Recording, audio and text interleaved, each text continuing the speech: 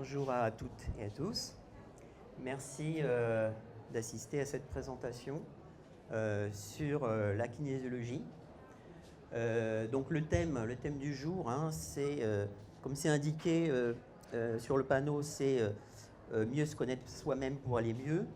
Et pour faire ça, eh bien, on a un certain nombre d'outils disponibles, hein, comme la kinésiologie. Et aujourd'hui, on va se focaliser, en dehors de la kinésiologie, également sur l'utilisation d'un outil spécifique qui s'appelle la thérapie des schémas. Alors donc, je m'appelle Hugues de Paoli, je suis kinésiologue certifié, je travaille sur l'humain et sur l'animal. Et également, d'un point de vue associatif, je suis membre du conseil d'administration du syndicat national des kinésiologues, qui défend les intérêts de la profession. Alors, d'où est-ce que je viens? Eh bien, auparavant, j'étais manager dans l'informatique, dans une grande entreprise. Et puis, j'ai fait un burn-out. Et c'est comme ça, finalement, que j'ai découvert la kinésiologie pour m'aider à sortir de cette situation. Et finalement, j'ai décidé d'en faire mon métier. Également, à titre de loisir, je suis cavalier depuis très très longtemps. Et donc, j'ai cherché... ces disciplines m'intéressent également parce qu'on peut l'appliquer pour les animaux. Donc, j'ai une double formation humaine et animale. Alors, mes spécialités, évidemment, mes centres d'intérêt pour l'humain, j'ai une préférence pour tout ce qui touche à l'anxiété et le burn-out. Et puis, concernant l'animal, c'est l'impact des stress de l'humain sur son animal. Et c'est pour ça que je propose notamment des séances doubles, duo. Donc, on va voir quelques définitions, hein, pour ceux qui ne connaissent pas la kinésiologie, ça peut être utile. Quel est le processus de séance. Ensuite, on va un peu plus entrer dans le vif du sujet avec les comportements, quels sont les comportements souffrants et le cycle des comportements, des schémas répétitifs. Quand on est toujours confronté à une même situation et puis on se dit situation pénible. Par exemple, dans des relations amoureuses ou de couples qui ne fonctionnent pas, et puis hop, on va rencontrer quelqu'un d'autre, et finalement, ça va recommencer. Voilà. Tous ces cycles, ces comportements répétitifs qui nous font souffrir, et dont on se dit, bah, j'aimerais bien quand même arriver à en sortir. Pour ça, on a des outils intéressants qu'on utilise en kinésiologie, mais pas que, en vérité, qui sont des modèles de comportement. Donc je vais vous parler vite fait de deux modèles et plus dans le détail sur le modèle de la thérapie des schémas, qui permet donc d'identifier des schémas répétitifs. Donc on verra quels sont les domaines de schémas, quelles sont les réponses que les personnes peuvent mettre en œuvre vis-à-vis de ces schémas de souffrance. Et puis on fera un petit zoom sur deux schémas en particulier, parce qu'en fait, il y en a beaucoup.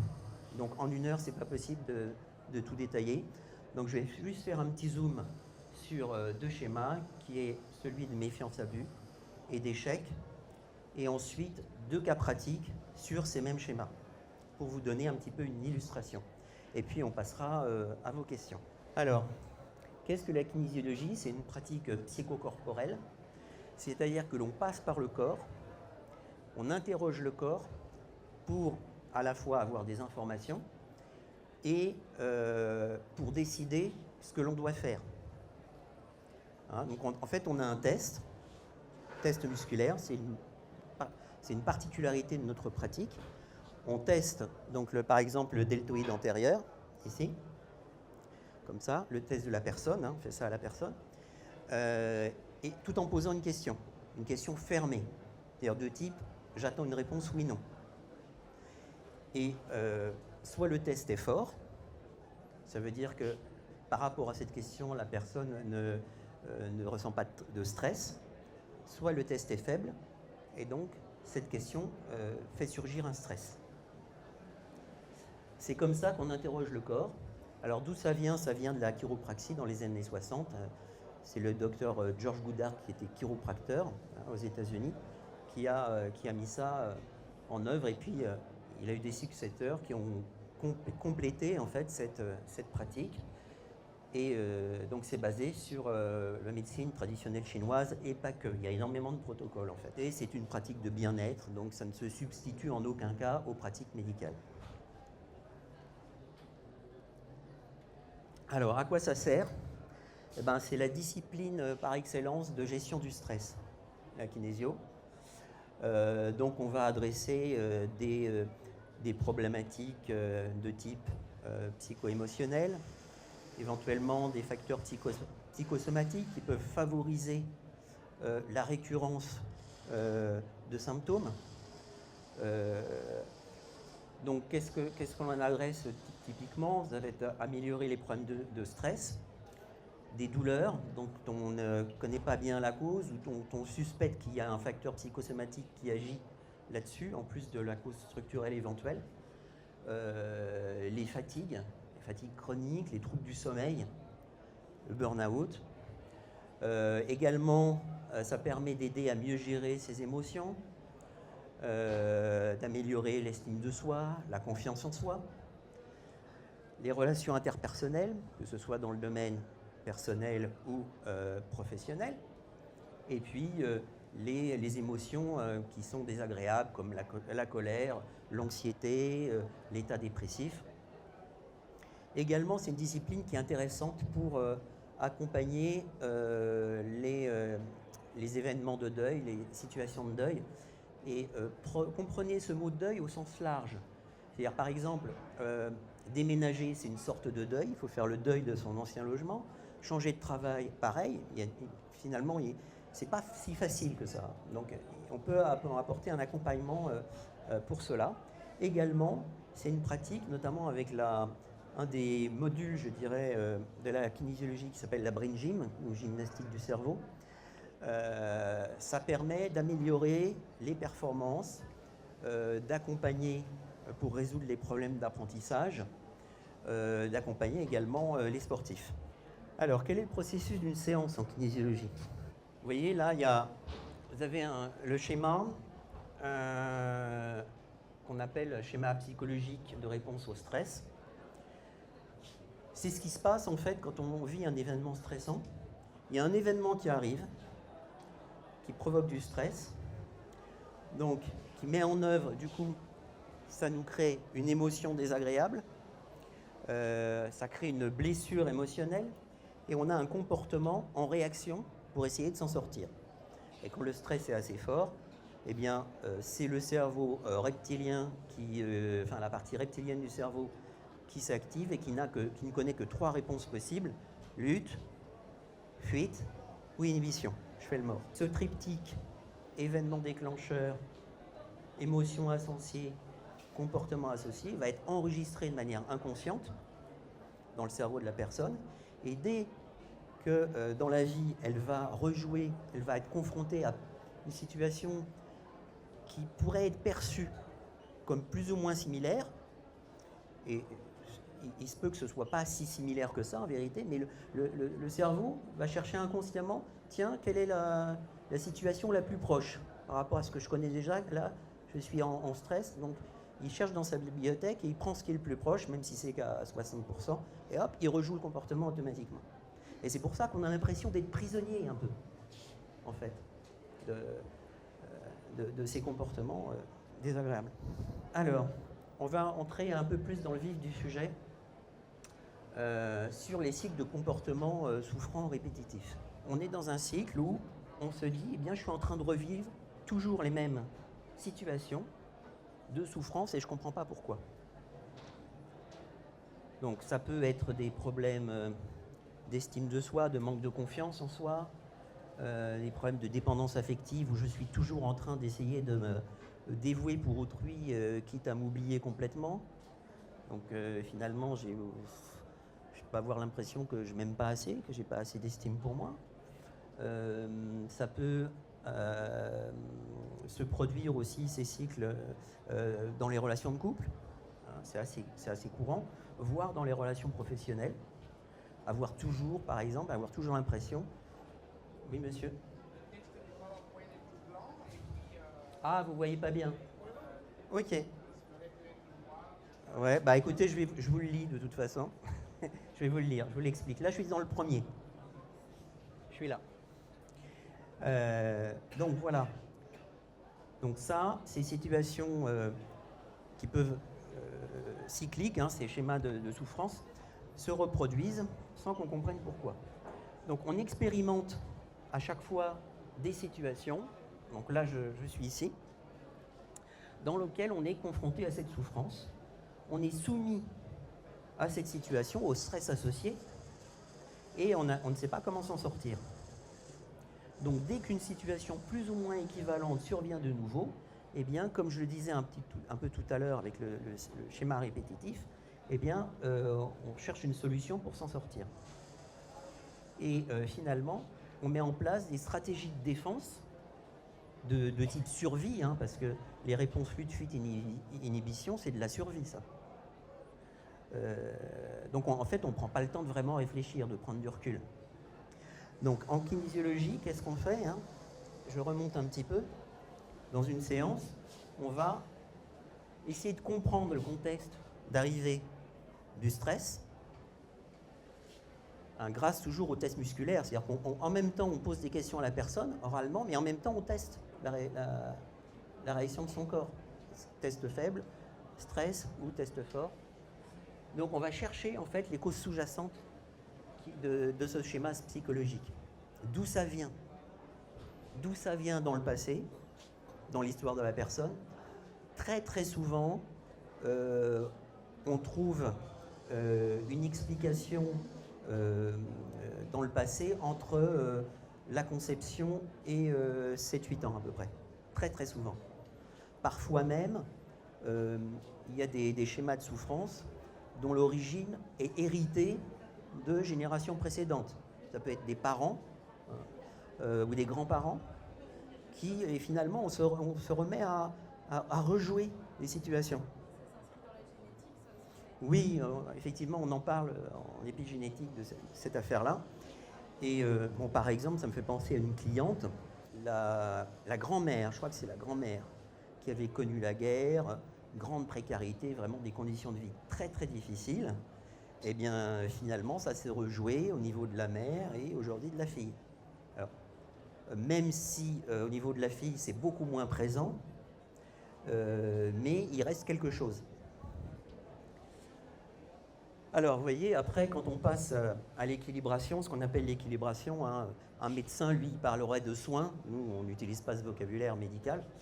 Donc, l'équilibration, ça consiste un peu à reprogrammer le schéma, que la personne prenne conscience du schéma qui s'est mis en œuvre, pour que finalement, elle voit un petit peu arriver le truc. Ah oui, donc là, je suis un peu fébrile, par exemple, parce que j'ai peur, par exemple, peur de l'échec, j'ai peur de ne pas réussir ceci ou cela. Comment je vais m'en sortir? Et puis, on sent que le stress monte et la personne, par exemple, pour un examen, tout bêtement, va peut-être s'effondrer et dire non, mais en fait, j'y vais pas, je peux pas. Voilà, inhibition. Et donc, l'idée, c'est que la personne prenne conscience de ce qui se passe, d'où ça vient, qu'est-ce qu'on a trouvé en séance par rapport à ça, et se dise ok, je reconnais mon émotion, je reconnais le contexte, je vois que ça arrive, je sens que ça monte, je respire, et je me dis bon ok, donc ça c'est un schéma automatique, donc maintenant que je le sais, je peux m'en sortir. Et les équilibrations, alors c'est un modèle avec énormément de protocoles, hein, à kinésiologie. On a plus de 350 pour l'humain, moins pour l'animal, il est vrai. Donc il y a quand même de quoi faire. Alors maintenant, on va entrer encore plus dans le vif du sujet avec les modèles de comportement. Parce que quand on dit que c'est plus facile d'aller mieux si on se connaît bien, eh bien ça c'est grâce à certains outils qui modélisent, qui sont des outils de modélisation du comportement. Donc il y a toujours un caractère un petit peu caricatural, si vous voulez, dans ces modèles-là. Mais en fait, l'idée n'est pas de donner une étiquette à quelqu'un. L'idée, c'est d'utiliser ce modèle-là pour se dire, bah, ok, la personne, elle a quand même plutôt des caractéristiques un petit peu de cet ordre-là, donc je vais poser des questions autour de cette notion-là, et je vais voir en même temps avec le test musculaire si ça test négatif, si je suis bien au bon endroit. Et donc voilà, on va travailler, on va chercher, on va travailler sur la recherche de causes grâce à... Donc en fait, ce sont des outils pour recueillir de l'information. Donc alors il y a énormément pour la modélisation des comportements, il y a l'énéagramme qui est très connu. En kinésiologie, on utilise beaucoup aussi la morphokinésiologie, qui sont des traits de caractère. Alors morpho, ça peut faire penser à morphopsychologie, à quelqu'un qui a le nez comme ça veut dire ceci. Alors là, c'est plutôt sur le plan symbolique et sur le plan des émotions. Donc un modèle qui est très connu, c'est les blessures de Lise-Bourbeau, hein, assez souvent. Donc ça, on l'utilise. Et aujourd'hui, on va parler davantage du modèle de la thérapie des schémas. Et alors pourquoi j'ai mis une petite flèche verte avec un lien entre les deux, c'est qu'il y a une certaine correspondance, mais qui n'est pas un pour un, entre les deux modèles. Parce que là, ce que je vous cite, ce ne sont pas les schémas, ce sont les domaines de schémas. En fait, il y en a 18 qui sont répartis dans ces différents domaines. Mais il y en a 18 en tout. Et chez Lise-Bourbeau, c'est beaucoup plus simple, si je puis dire, puisqu'il n'y a que 5 blessures. Hein. Rejet, abandon, humiliation, trahison, injustice. Ça, c'est quand même plus ou moins quand même pas mal connu, surtout dans les domaine du bien-être. Voilà, donc on va parler un peu plus maintenant de la thérapie des schémas. On va expliquer un petit peu les notions clés. Quelle est la différence entre le tempérament, le caractère, la personnalité? Le tempérament, c'est ce qui est inné dans la personne. Par exemple, un enfant va avoir, très tôt, dès sa naissance, va être plutôt combatif, et un autre enfant de la même famille qui va être élevé finalement plus ou moins de la même manière, va lui être beaucoup plus dans l'intériorité, et, je ne dirais pas dans la passivité, mais voilà, moins combatif en tout cas. Et pourtant, voilà, ils ont le même contexte familial, enfin bon, on peut penser que, voilà, et ça c'est la différence, c'est le caractère. Enfin, le tempérament, c'est inné, ça vient à la naissance, comme ça, donc ça joue un rôle dans la personnalité.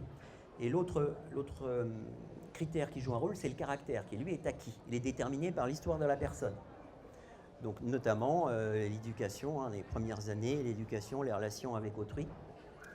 Et donc c'est avec un mixte de ce tempérament et du caractère, donc inné et acquis, que les schémas se mettent en place. Donc de la même manière que, je vous parlais des blessures de Lise-Bourbeau tout à l'heure, sur Terre, on souffre au moins de 3 blessures psycho-émotionnelles, au moins. Pas de la même manière, on souffre de plusieurs schémas dans la thérapie des schémas. C'est, j'allais dire, normal. L'essentiel, c'est d'arriver à les identifier pour pouvoir les gérer, les voir venir et ne pas en souffrir. Voilà. Pouvoir bien gérer ça. Donc, la personnalité, dans sa définition, du coup, c'est la somme des schémas de comportement, hein, puisqu'il y en a plusieurs, hein, potentiellement, actuels ou potentiels, déterminés par l'histoire de la personne, par sa généalogie et puis son environnement. Et ça, quand le schéma s'exprime, eh bien, ça donne des troubles de la personnalité qui sont des réponses automatiques aux situations stressantes et qui sont différentes selon les schémas, avec des réponses de type compensation, évitement, soumission. Et en fait, ça correspond exactement. Compensation, ça correspond à la lutte, réaction de lutte.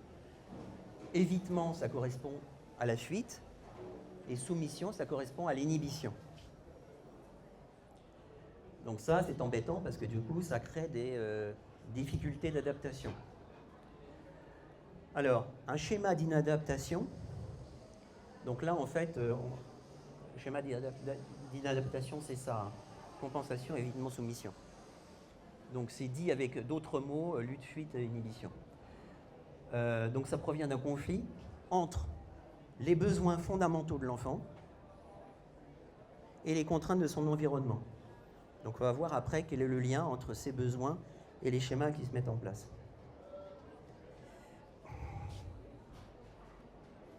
Alors voilà déjà les besoins. Les besoins de sécurité et de l'attachement aux autres. Donc qu'est-ce qui est attendu là? C'est que la sécurité soit assurée, de sentir que l'enfant sente qu'on est attaché à lui, qu'on va prendre soin de lui, qu'il n'a pas à s'inquiéter, et puis que ce soit fiable dans le temps. Il n'y a rien de plus déstabilisant que d'avoir pour l'enfant un parent qui a des réponses à certaines situations qui varient, qui ne sont pas toujours les mêmes. Et ça crée d'ailleurs, c'est une des caractéristiques de la blessure de trahison chez Lise Bourbeau, ça. Bon, bref. La fiabilité, donc, dans les réactions des personnes référentes, des parents, donc pour apporter sécurité, affection, acceptation. Deuxième type de besoin, l'autonomie et les compétences. C'est-à-dire le sentiment de pouvoir être autonome, d'être compétent. Par exemple, un enfant à qui on dira oui, tu peux jamais te débrouiller tout seul, si on le dévalorise comme ça, au bout d'un moment, il va réellement devenir non autonome, dépendant et incompétent quelque part, parce qu'il aura la croyance, on lui a mis dans la tête, à force de lui rabâcher, qu'il ne sait rien faire. Et puis aussi, dans ce besoin-là, il y a le besoin d'être accepté tel que l'on est. Et ça, souvent, il y a des parents qui peuvent avoir la tentation de projeter leurs propres objectifs vers leur enfant. Alors que finalement, ça ne correspond peut-être pas à leur tempérament, ça ne correspond pas à leur goût. Et du coup, on risque d'être dans l'échec. Et puis ça nie finalement qui il est. Donc voilà, besoin d'autonomie et de compétence. Besoin de limites et capacité à s'autocontrôler. C'est le fait, effectivement, l'enfant, en fait, pour lui, c'est très rassurant d'avoir des limites. Les limites pour rester en sécurité. Et c'est également important sur le besoin de sécurité, mais c'est également important d'un point de vue affectif. Je pense à une cliente, dans le monde du cheval d'ailleurs, et voilà, il y a des parents, elle me dit oui, mes parents sont adorables, et même en fait, ils me disent toujours oui. Et je lui dis mais alors c'est quoi le problème? Ah bah oui, mais en fait, ils m'aiment pas parce qu'en fait, ils s'en foutent. Ils me disent toujours oui. Je peux faire n'importe quelle connerie, ils vont rien dire, ils vont dire toujours oui. Et donc, en fait, elle se sentait complètement abandonnée, en vérité. Elle était en grand manque affectif. Donc, la notion de limite, c'est vraiment très important. C'est une preuve de reconnaissance. Et non... Et le contraire, c'est l'indifférence, c'est ce que j'évoquais à l'instant. Ensuite, la liberté d'exprimer ses besoins et ses émotions. Le fait que l'on tienne compte de mes émotions, sentir que j'ai le droit de les exprimer. Typiquement, il y a un profil, enfin en dépendance affective, il y a un profil dans le modèle de l'énéagramme qui c'est un peu l'aidant, c'est le sauveur si vous voulez. Ce profil-là, souvent, ça va être des gens dont on a nié les spécificités et au lieu de répondre à leurs besoins, on leur a dit non, fais plutôt ce que je te dis, moi, fais plutôt ceci, cela. Et donc, au bout d'un moment, ils ont enregistré qu'ils n'avaient pas le droit de s'occuper de leurs propres besoins, il fallait toujours qu'ils s'occupent des besoins des autres, qu'ils répondent aux besoins des autres pour pouvoir avoir de l'amour, alors de manière inconsciente, de la reconnaissance et de l'amour. Ensuite, le besoin de spontanéité et de jeu. Oui, on n'est pas toujours dans l'effort, dans le travail sous une forme ou sous une autre, et puis le droit de s'amuser, et puis aussi c'est le fait d'être spontané. Il y a des gens qui sont très sérieux, là je pense à des profils un peu perfectionnistes, souvent les ingénieurs, on peut trouver un peu ce genre de profil, on a l'impression parfois qu'ils sont un peu éteints, quoi. pour arriver à les faire rire, à les faire blaguer. Voilà, je veux dire, ils ont pas, il y a des gens, voilà, ils n'ont pas forcément facilement le sens de la rigolade, quoi. Vous voyez. Donc, c'est finalement respecter soi, respecter les autres. Hein. Quand est-ce qu'un schéma se met en place? C'est quand il y a un manque de respect de ses besoins, ou un excès de satisfaction, c'est-à-dire un manque de limite. Je dis oui à tout, voire je donne l'impression que ça m'est égal. Les traumatismes, ça évidemment, hein. Traumatismes, accidents, les abus, les violences, tout ce qu'on veut. Et l'internalisation des comportements des personnes de référence. C'est en gros, je fais comme maman, comme papa, comme maman, etc. En gros, c'est ça. Et j'oublie en fait qui je suis vraiment à l'intérieur, et je me calque souvent pour faire plaisir, je me calque finalement la personnalité de quelqu'un d'autre. Et donc ça va donner quoi cette affaire? Ça va donner les schémas suivants. Donc là, on est un pour un. Hein. Ce sont les domaines de schéma, ça. Donc à un type de besoin, ça génère, si le besoin n'est pas satisfait, cela génère la mise en place des schémas suivants. Donc, premier groupe, premier domaine, la séparation et le rejet. Donc là, on a 5, dans ce domaine-là, on a 5 schémas, hein, c'est pour ça qu'il y a un petit chiffre. Donc en gros, ça concerne ce domaine-là, le manque affectif. Hein. Donc chez Lise Bourbeau, on est plutôt dans la blessure de rejet, d'abandon, voire de trahison. Ensuite, sur la réponse, la non-réponse aux non-satisfaction du besoin d'autonomie et de compétence, eh bien, on a le domaine de schéma de l'autonomie et de la performance. Donc là, l'ambiance, c'est un besoin de reconnaissance et le fait d'être dans le doute par rapport à ses capacités. Besoin de limite et d'autocontrôle, eh bien, limite défectueuse, c'est-à-dire que ça peut être je ne respecte pas les autres et je ne me respecte pas moi-même. Souvent, ça va ensemble. Liberté d'exprimer ses besoins et émotions. Donc ça donne l'orientation vers autrui. Donc là, on est vraiment dans la dépendance affective, ce que j'évoquais un petit peu tout à l'heure avec le rôle du sauveur, si vous voulez. C'est je ne mérite pas d'être reconnu, d'être aimé, de m'occuper de moi. Chez Lise Bourbeau, ça correspond à la blessure d'humiliation. Besoin de spontanéité et de jeu. Eh bien, ça va être au contraire la survigilance et l'inhibition. Donc avec voilà, des comportements de type toujours essayer d'être dans le contrôle de ses émotions, hein, parce que j'ai pas le droit d'être spontané. Hein. J'ai pas le droit d'être spontané. Aussi le besoin de reconnaissance, toujours rechercher la validation. Est-ce que je suis assez bon? Valide, c'est souvent des gens voilà, qui demandent une approbation. Et ils ont toujours un doute. Et en fait, ça crée un sentiment d'injustice. Et ce sentiment d'injustice, c'est tout à fait typique dans les diagrammes du profil du perfectionniste que j'évoquais il y a quelques minutes. Et c'est tout à fait en lien avec la blessure d'injustice chez Lise Bourbeau.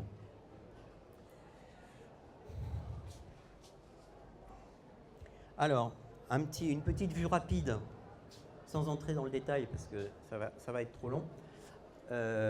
Vous reconnaissez en jaune les domaines de schéma, et vous voyez en gris en dessous les différents schémas qui sont rattachés à chaque domaine. Et le numéro que vous voyez dans les cases grises correspond à la numérotation de ces schémas dans le livre de référence de Jeffrey Young. Oui, je crois que je ne vous l'ai pas dit. Donc celui qui a créé ce modèle, la thérapie des schémas, hein, c'est un Américain, un psychologue américain. Ça a été fait dans les années 80-90. Et c'est basé, à la base, c'est un psychologue hein, qui travaillait sur la TCC. Donc quelque part, il a créé ça pour compléter les manques qu'il avait constatés dans sa pratique professionnelle en pratiquant la thérapie cognitive et comportementale. Donc vous voyez un petit peu les différents types. Là, dans les exemples qu'on va voir tout à l'heure, vous voyez, tout ce qui est séparation et rejet, par exemple, on peut avoir le sentiment d'abandon, méfiance et abus. On va avoir un exemple là-dessus. Le manque affectif, l'imperfection et la honte, l'isolement social, donc le repli sur soi. Voilà, après, je vous laisse lire. Après, vous pouvez trouver, si vous voulez creuser un petit peu plus ce sujet-là, vous pouvez chercher dans les livres de Jeffrey Young. Alors, il y a celui qui s'appelle la thérapie des schémas. Honnêtement, si on n'est pas déjà un peu dans le psy, c'est un peu techniquement difficile. Par contre, il y en a un autre qui est un peu plus grand public, qui est plus facile à lire. J'ai plus le nom en tête, mais il n'en a pas écrit 36 non plus sur ce sujet-là.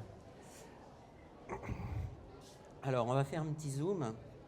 Alors d'abord, avant de faire un petit zoom, les réponses d'adaptation dysfonctionnelle. Donc je vous parlais tout à l'heure de lutte, fuite, inhibition, et dans le langage de la thérapie des schémas, c'est soumission, évitement ou compensation. Alors là, j'ai pris, et à chaque fois, pour chacun des 18 schémas qu'on a vus là, pour chacun, il y a une déclinaison de ces 3 types de réponses possibles. Donc là, j'ai mis des exemples. En fait, c'est une division un peu générale avec des exemples en bleu. Type de réponse dysfonctionnelle, soumission. C'est-à-dire, je me soumets au schéma. C'est l'inhibition, je me laisse faire. Donc la personne accepte passivement. Elle accepte son sort, si je puis dire.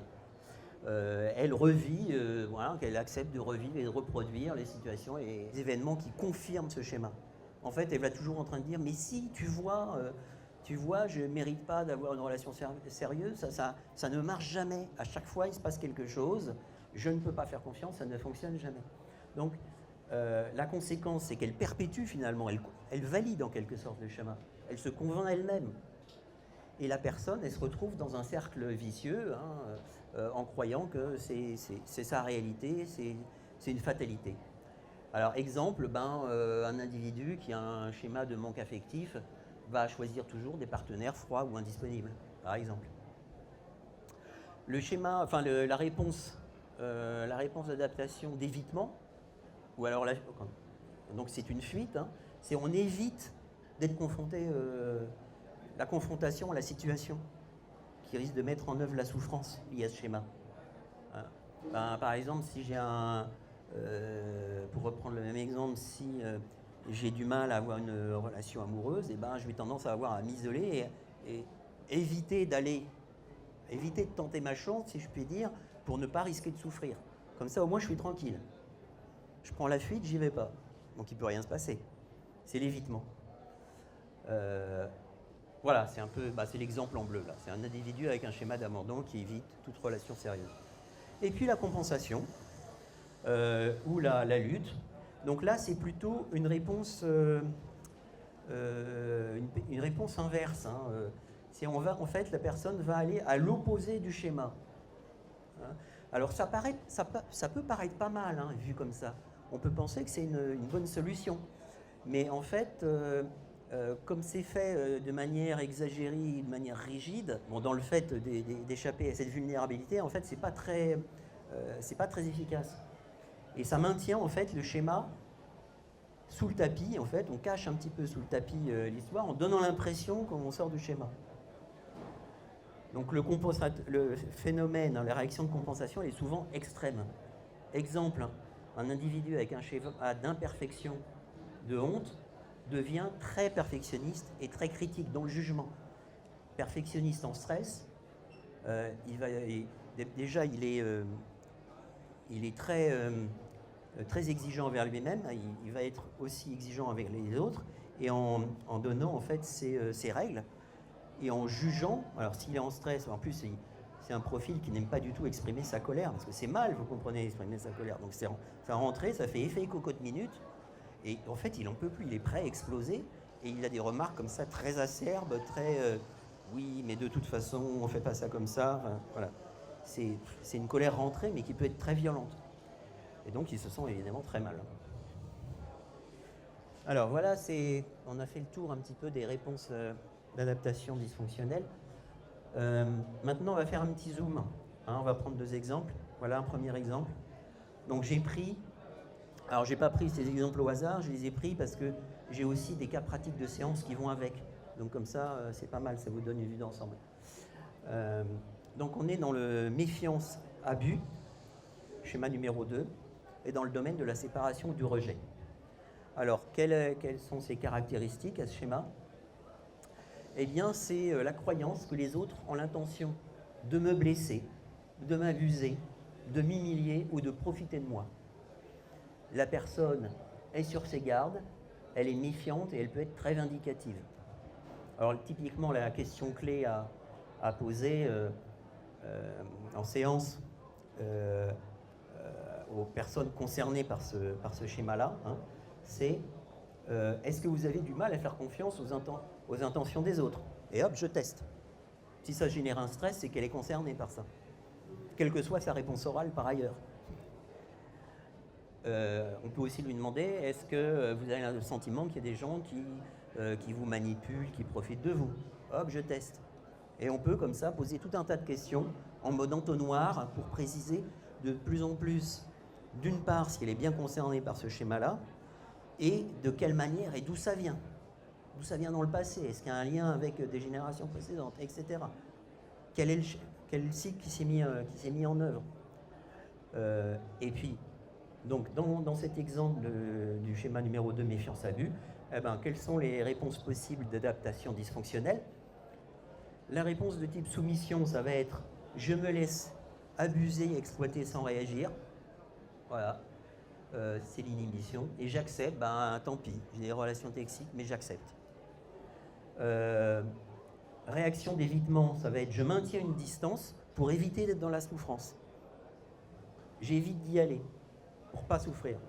Compensation, je développe beaucoup de méfiance, de suspicion, et je suis toujours en train de tester si je peux faire confiance aux autres, s'ils sont fidèles, etc.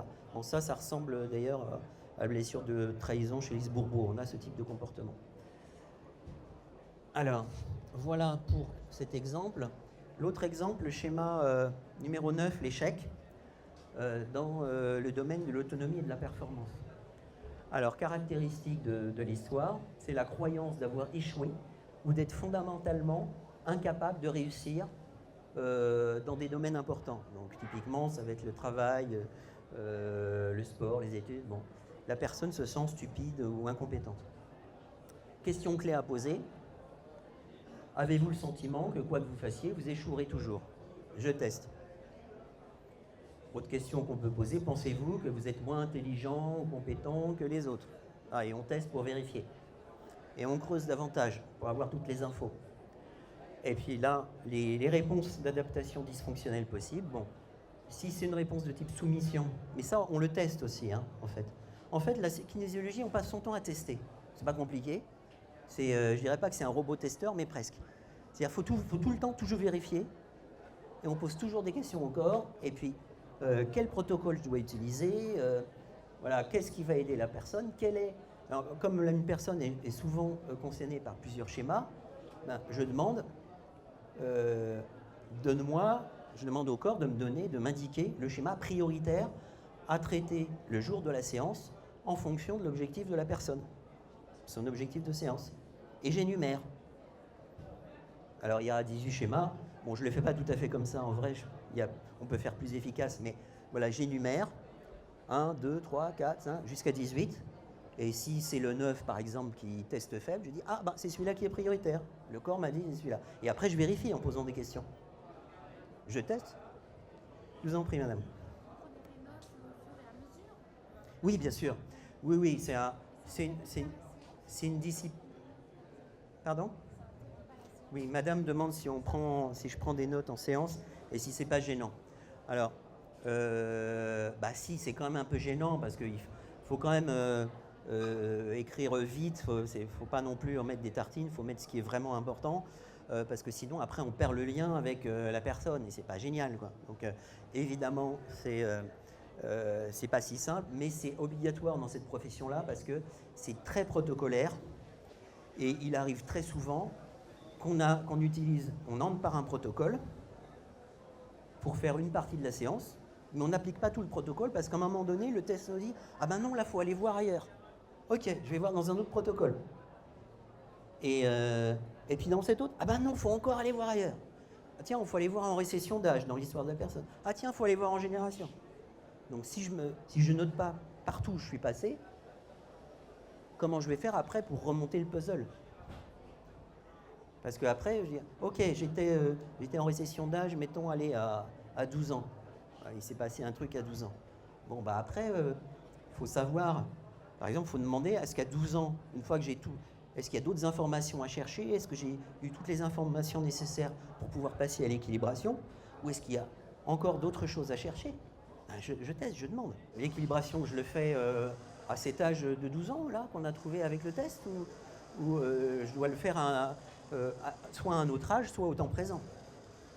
En général, l'équilibration se fait à l'âge qui correspond à la source du problème, en général. Mais ça arrive que ce soit au temps présent. Ça arrive quand même. Donc voilà, faut noter en fait toutes les étapes pour pouvoir remonter et pas oublier de ramener la personne au temps présent. Pas laisser à l'âge de 12 ans alors qu'elle en a 47. C'est ennuyeux. Ah, elle va revenir toute seule, hein, mais bon, c'est ennuyeux. J'en étais où? Réponse d'adaptation dysfonctionnelle. Donc soumission, dans le cas de la soumission, réponse de soumission, c'est voilà, c'est pour l'échec, hein, on est dans le schéma d'échec. Ben voilà, j'accepte l'échec, voire j'abandonne. J'ai une consoeur comme ça, elle a jamais passé sa certification, alors qu'objectivement, elle a les mêmes compétences que moi, on a fait la même formation, elle a tout à fait les compétences, parce qu'elle pense qu'elle va échouer. L'évitement. J'évite les défis, je remets toujours au lendemain. Voilà. Donc j'évite d'y aller pour ne pas risquer de constater que j'y arrive pas et d'en souffrir. Et puis la compensation, c'est le travail de manière obsessionnelle, surcompensé en étant un bourreau de travail. Ça fait penser un peu au profil perfectionniste de l'énéagramme, cette affaire-là. La peur de l'échec, en travaillant 10 fois plus que les autres. Les outils d'équilibration en kinésio, ça c'est une vue globale, hein, c'est part d'un objectif de séance, hein, toujours. Et puis donc, comme je vous l'ai dit, on recherche la cause sous-jacente et on passe à l'équilibration. Donc ça, c'est un peu les grands pavés en kinésiologie qu'on est susceptible d'utiliser. Donc dans chaque pavé, vous avez au moins des dizaines, voire centaines de protocoles. Donc vous avez ce qui est pure médecine traditionnelle chinoise. Ce qui va bien avec, c'est le bilan énergétique des méridiens et renforcer les méridiens qui sont en manque d'énergie. Les visualisations, donc ça c'est issu des pratiques de sophrologie. La réflexologie crânio-sacrée. Travail sur l'équilibration de l'aura ou des chakras, ça vient de l'Ayurveda, la médecine indienne. L'intégration des réflexes archaïques, donc ça c'est les réflexes archaïques, c'est les réflexes qu'ont les bébés, hein, déjà dans le ventre de la maman, et puis des réflexes pour naître, des réflexes pour aller jusqu'au sein, pour se nourrir, pour téter, et ainsi de suite. Et ces réflexes ne sont pas forcément bien intégrés. Et du coup, ça crée des désordres émotionnels derrière. Donc il y a un moyen de travailler sur ces réflexes quand ils ne sont pas bien intégrés. Donc la brain gym, je vous en ai un peu parlé tout à l'heure, hein, c'est notamment pour les problèmes d'apprentissage, et ça passe par le mouvement. La partie psycho-émotionnelle par excellence en kinésiologie, c'est ce qu'on appelle le concept 3 en 1. Et puis on a plein de modèles annexes, hein, comme j'en ai beaucoup parlé aujourd'hui, les blessures psycho-émotionnelles, la morphokinésiologie, l'énéagramme. Voilà, et là là aujourd'hui on parle de la théorie des schémas, thérapie des schémas. Alors quelques exemples, 2 exemples qui font suite au zoom sur méfiance et abus. Donc voilà, donc c'est une personne que j'ai eue en séance. Ce n'était pas la première séance. C'est une cliente fidèle, femme de 34 ans. Bon, elle vient en séance pour des problèmes de sommeil qui durent depuis plusieurs semaines. Et puis des souvenirs qui reviennent d'abus sexuels qu'elle a vécu dans la relation avec ses conjoints précédents. Et puis l'émotion dominante, c'est surtout la colère et l'humiliation. Alors, dans l'analyse, ce que j'appelle l'analyse, c'est quand on pose des questions dans la séance pour chercher les causes sous-jacentes. Donc, on voit, ça vient d'où? Ça vient de la petite enfance, où elle a été, en fait, elle a vécu l'agressivité, la violence psychologique de sa mère, l'humiliation, et en fait, elle avait une peur intense de sa mère. Et sa réponse adaptative à ce moment-là, dans l'enfance, c'était la soumission. Et elle était dans la crainte, et elle se sentait sans arrêt dévalorisée. Donc, avec la question, est-ce que je mérite l'amour tel que je suis? On attend que je sois parfaite pour répondre aux attentes d'autrui, hein, pas mes attentes à moi. Et puis, elle est entrée dans un cycle, en fait, d'adaptation constante, à vouloir toujours aider. Donc ça veut dire dévalorisation, c'est-à-dire je ne m'occupe pas de mes besoins, je m'occupe de répondre à ceux des autres. Donc, dès que je vois quelqu'un qui est, entre guillemets, paumé, qui ne va pas bien, ben, elle va essayer de l'aider. Et elle va oublier, elle va même se sacrifier, quoi. Et ça va jusqu'à... elle dépense tellement d'énergie pour aider autrui que l'autre en profite. Et finalement, il devient bourreau de son sauveur. Hein, vous savez, victime, le triangle Karpman, victime, bourreau, sauveur. Donc il prend le pouvoir et il abuse d'elle. Et c'est pour ça qu'elle se retrouve dans des schémas d'abus, hein, assez souvent. On a mis en évidence dans la séance que elle avait évolué par rapport à ce schéma-là. Elle avait pris conscience, ça fait un moment qu'on travaille ensemble, elle avait pris conscience déjà de ce premier schéma et de sa réponse de soumission, et qu'elle était passée dans une réponse d'évitement. C'est-à-dire elle a peur d'entrer dans une nouvelle relation. Donc elle est dans la méfiance. Donc le schéma dominant, hein, que j'ai testé, que j'ai validé en séance, c'est effectivement méfiance-abus. Donc là, c'est intéressant parce que c'est un cas intéressant parce qu'elle a, au cours du temps, elle a eu les 3 types de réponses adaptatives. Au début, il y a quelques années, elle était dans la soumission, plus récemment dans l'évitement, et en ce moment, elle est plutôt dans la compensation. Elle essaye toujours de tester la fiabilité de l'autre, est-ce que je peux lui faire confiance ou pas. En ce moment, elle est beaucoup là-dedans, dans la compensation. Voilà. Et alors en équilibration, on a travaillé donc avec un protocole de la partie concept 3 en 1, qu'on appelle les 8 symboles. En l'occurrence, le cercle. Donc il y a une... Bon, on n'est pas vraiment là pour parler des protocoles d'évaluation, mais en gros, la notion de cercle, le symbole, c'est je m'invite, on invite la personne à s'ouvrir à une autre perspective plus grande et porteuse d'espoir. Hein. Il y a quelque chose de plus grand que moi. Voilà. Et on associe à ça des ressources positives qu'on teste, hein, en séance avec le test. On trouve là les ressources positives qui conviennent le mieux à la personne. Donc là, en l'occurrence, c'était sur le thème de j'ai le droit d'exister, j'ai de la valeur et je suis capable de me faire respecter. Le deuxième exemple, donc là c'est un homme de 52 ans, ancien client fidèle, qui vient me voir donc, pour un état dépressif chronique. Aussi une peur de la maladie, hein, une angoisse de ce qui pourrait arriver. Et puis surtout, il est quand même dans un état dépressif chronique, donc il aimerait bien retrouver de la joie un peu au quotidien dans sa vie. C'est vraiment son objectif de séance ici. Et puis alors dans l'analyse, hein, pendant la recherche, on trouve le sentiment d'être incapable de se prendre en charge. Il a l'impression de ne pas être autonome en fait. L'impression aussi de toujours échouer. Tout est un effort, hein, entre guillemets, c'est lui qui le dit. Tout est un effort. Et je teste, hein, à chaque fois. Est-ce que vraiment tout est un effort? Est-ce que c'est vraiment un stress pour la personne? Aussi le besoin de contrôler pour être rassuré, sauf que c'est impossible humainement de tout contrôler, on n'y arrive jamais. Et alors là, le corps m'a dit d'aller voir en génération. Donc je suis arrivé en 2e génération sur sa grand-mère paternelle, et là il me dit, bah oui, effectivement, elle n'était pas autonome, elle était toujours coachée, supervisée par ses sœurs, et elle aussi, elle avait besoin toujours d'être dans le contrôle pour se rassurer. Donc voilà, en fait, il est en train de reproduire un schéma d'une grand-mère, c'est intéressant. Et puis lui, de manière plus directe, dans sa vie plus récente, il a été et il est toujours constamment dévalorisé par son père et sa sœur. Donc le schéma dominant qu'on a trouvé donc, par le test, c'est le schéma d'échec, et avec une réponse d'adaptation dysfonctionnelle qui est l'évitement. Donc il se met en fait tout simplement à distance. Il évite de souffrir pour éviter les personnes qui lui font du mal. Donc, typiquement, il y a son père, sa sœur et puis un de ses meilleurs amis. Voilà, donc tout ça en fait, tout ça c'est avec le test qu'on le trouve. Et en équilibration, le test m'a dit, il faut lui faire un protocole d'équilibration des méridiens. Donc c'est la pure médecine chinoise. On fait un bilan de tous les méridiens et on voit quels sont les méridiens en équilibre, ou en excès d'énergie, ou en manque d'énergie.